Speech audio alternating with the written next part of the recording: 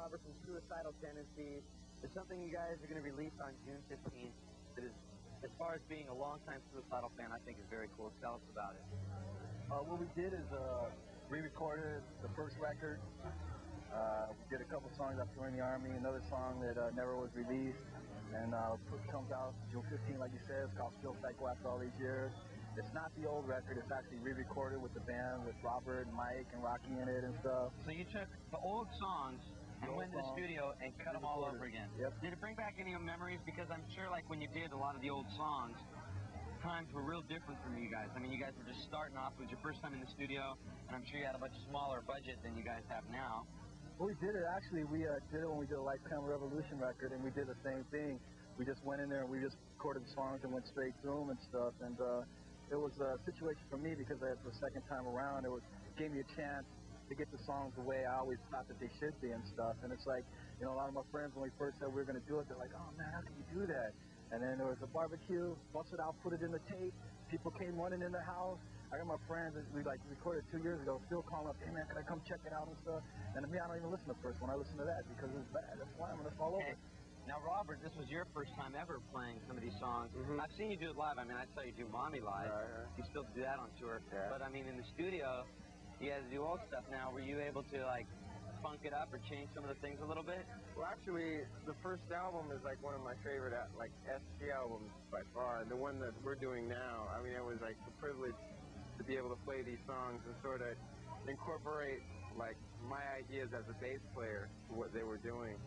And I mean, like I said, this Still Psycho After All These Years is like my favorite Suicidal album to date. It's a lot of fun. I think everyone's going to like it. It's also going to put a lot of the so-called punk bands to shame, especially in the 90s. I said this, and do you think some of the punk rock stuff is coming back? No, I don't. I think there's one of the articles that's one of my favorite. It said Suicidal is a band that got a lot of people in Suicidal, and Suicidal is a band that got most people out of punk. I mean, Suicidal is a band that got a lot of people into punk rock. Suicidal is a band that got most people out of punk rock. And basically, that's what we want to do. I think music, basically, we talk about a music revolution. Well, if it is, they're trying with water pistols because they ain't going with guns. And I'm not saying that in the sense of violence, but it's a joke. New music is a joke as far as we're concerned. We're taking songs that are 10 years old. I Saw Your Mommy, Institutionalized, all these songs where we get them out, and we'll put them up with anything that's new because we think music's pretty boring and stuff. And basically, this is not to fit in. It's basically to show a lot of bands where they're coming from is basically trying to do something they'll think is successful. We want to put a situation that if it takes us to do that, because we're going to take a couple hundred bands out with us, you know, they have the old Japanese kamikaze thing. I appreciate that, you know, that they would do that, you know, drop the plane to kill someone. But you know what? If I'm going to go out, I'm taking a lot of people with me because I can't listen to the radio, I can't watch MTV.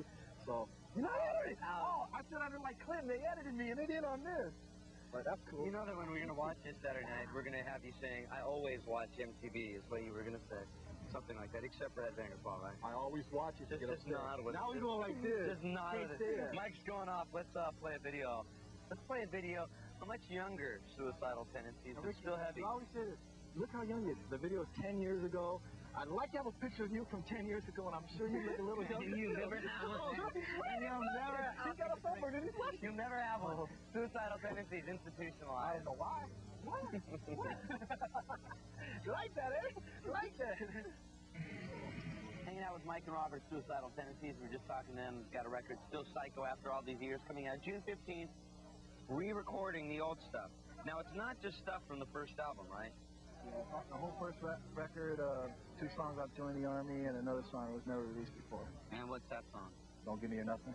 Now, is that an old song, or is that a newer song? It's one of the songs we did with the Lifetime Revolution. Now you won't hear it. Now, talk about the video. I understand you're going to do... Yeah, we're actually... one of the chances with this is a lot of times people always have that conversation. They say that they seen you 10 years ago when they didn't. They told you they saw you at places you never played. So actually, this is a situation, too. It's 2 things. One, a lot of people, when they write in, they say, I got all your records, how will I laugh, blah, blah, blah. They don't even know about the first one because they're on an independent. And the other is people say, well... Also, you know the first one's a hard record to get. It's hard to get around. And people say, I want to see, you know, the whole thing. So this gives us a chance, like a new record, go out there and tour, play a lot of those songs like we do the other things and stuff, you know? So people want to see it, they can comment on that, Robert. Brilliant. Absolutely. Album's brilliant. Damn, man. You jack me up like that. He's out staring at the flowers and stuff. Ate too many of the animal burgers, I think. Okay, now you're going to do a video for, I Saw Your Mommy. Now this, the premise of the song, if you people don't know, is about a guy that's strolling down the street and sees his buddy's mother dead in the gutter, pretty much. Isn't that the premise of that? Basically, it's the song. A lot of times when it first came out, people said, man, that song is so funny, and you ought to be a comedian. Some people say, that song's so sick, you should be locked up. But everything in that song is put in the story form, and it's stuff that actually came out of the paper and was on the news and things that actually happened. And it's one of those ones, it's in the paper, it's okay. Mike Muir says it, then it's a problem and stuff. So we're going to take it, do the whole, like, regular rock and roll thing, you know, AOR single, you know, let the AOR's people hear it. You know that there's going to be a lot of people that aren't going to touch that song. Or do you think everybody will just play it? No, most people won't play it, but a lot of them are going to hear it, and they're going to get in their little office and stuff, and they'll be upset. And I think that's the point. It's more important sometimes to upset people than actually have them hear it, because they talk about, oh, we're totally into this and that, but stuff like that scares the crap out of people. And basically, most people that are scared, they should be scared. But you know, that song also, I've seen you guys live so many times, and even late, like when you guys were out on the road with Megadeth, people like to hear that song. Oh, you know? yeah. Even the people that don't have that record. I mean, it's definitely a crowd pleaser when they hear about someone's mother being deceased. That song's kind of got that consistent rhythm, and it's got that vibe, and it gets the crowd moving. It surprises a lot of people. A lot of people probably aren't even familiar with the song, actually, especially the Megadeth sort of vibe. We'll be back with more Headbangers Ball BBQ right after this.